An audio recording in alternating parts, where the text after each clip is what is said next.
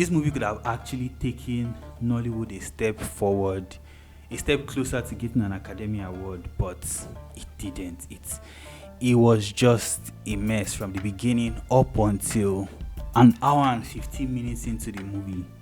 I put it to you that if you watch just the last 40 minutes of the movie and you take it as a short film, you would enjoy it better than watching it from the beginning. Hi guys, welcome to Cinemashed. I'm Miwan as per usual. I remember when the trailer for Jagun Jagun first dropped and I did my reaction, I noticed that it had a huge ass production. The production scale was huge, and after finally watching the movie in that regard, I was truly impressed. I was not disappointed at all. The sheer number of cast members and extras alone, made the movie a memorable one, and honestly it was worthy of commendation, because hardly do you see Nollywood movies with that type of production scale, right? Unless you're Ebony Live and you're putting superstars like Chief Daddy and the likes, but the sheer number of extras in the movie, and if you are someone who watches or who has watched Yoruba movies, you would recognize a lot of the faces both from the supporting characters and the main cast members, which was awesome. In that regard, Jagun Jagun did its absolute best. However, the beginning, the genesis of all the problems that Jagun Jagun had was the plot. Right? I mean, the movie was marketed as a young man determined to become a mighty warrior joins an elite army, encountering the wrath of a maniacal warlord and the love of a woman. But the truth is, this is not the case. In fact, for the first hour of that movie, or let me say, for the first hour plus of that movie, for a 2-hour movie, it was not the case. It was like there was no plot. The scenes were just convoluted, they were messy, things were just happening and going by in a flash, and you were wondering, how is this actually moving this story forward? Scenes were not landing, things were just happening, coming and going, and then all you're left with is, what is going on? The underlying story, which was what was actually marketed, was good, but it was only for the last 40 minutes of the movie that you actually enjoy it. And while that was intriguing, the journey to getting to the last 40 minutes of the movie was not pleasing at all. Those scenes, a lot of the scenes in that first 1 hour plus, added absolutely nothing to the story. You're just left wondering who, what, where, how, when. The movie ran through multiple kingdoms, right, trying to form this Game of Thrones kind of thing, and that's a good thing to see, but it was not executed properly, because you show a kingdom, an establishing shot of a kingdom, and you're like, okay, what's going to happen here? But all you see is just a corner, and you see like 2 or 3 people, and they're talking, and in my mind I'm like, okay, that is all, and they don't show that kingdom again. So what is the essence of showing such kingdoms? You are showing establishing shots, you show a river, you would show a mountain, you would show landmarks of things, but the actual kingdoms, we didn't get to see anything of them. In fact, to be honest, I don't even remember the name of a single kingdom. Jagun Jagun is a movie about Ogundiji and his warriors, who are feared across the land. However, the fight scenes involving those warriors did not show why they were feared. In fact, during the fight scenes, I was just looking like, what exactly is going on and why are they beating these people anyhow? A good example of it is the movie 300. You have King Leonidas and his 300. Yes, we know King Leonidas is no one to joke with, but we also know that the 300 Spartans as well are warriors in their own right, and they can stand on an almost equal footing to King Leonidas, right? But in Jagun Jagun, the only person, or let me say 2 people that were to be feared, or that deserved to be feared, well, Ogundiji and Agemo. And then the charms that they were using in the movie, what do they actually do?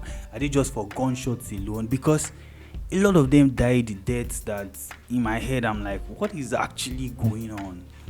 The dialogue of the movie also is something I have to talk about, because it was just as convoluted as the plot itself. Now, it took the approach of using proverbs like, imagine King of Boys and dialing it up to 1 million. That was what the movie did. But in many cases, the proverbs themselves got in the way of the dialogue, and they ended up contradicting themselves. There was a scene where Ogundiji killed someone and sent the body to the village. Now, right there, a member of the village says, which dog is brave enough to kill a tiger's child? A woman runs in. We don't know who the woman is. Is she the queen? Is she the person's mother? Is she the person's sister, auntie, or just a random person? We don't know.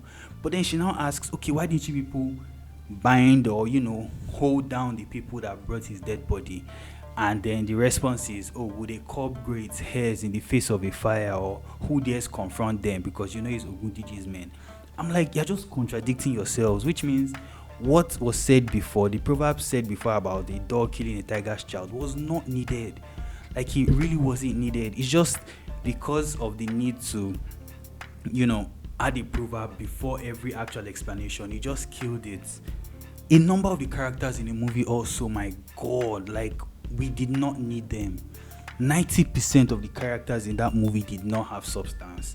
And yes, I know you're doing like a big ass production scale, but 90% of the characters in that movie practically useless. You can count on one hand the number of characters you'll be invested in, as at when the movie truly starts, in my opinion, 40 minutes to the end of the movie, right? And if you can remember up to 5 characters' names, and that means you're a great person. Like, I actually respect you.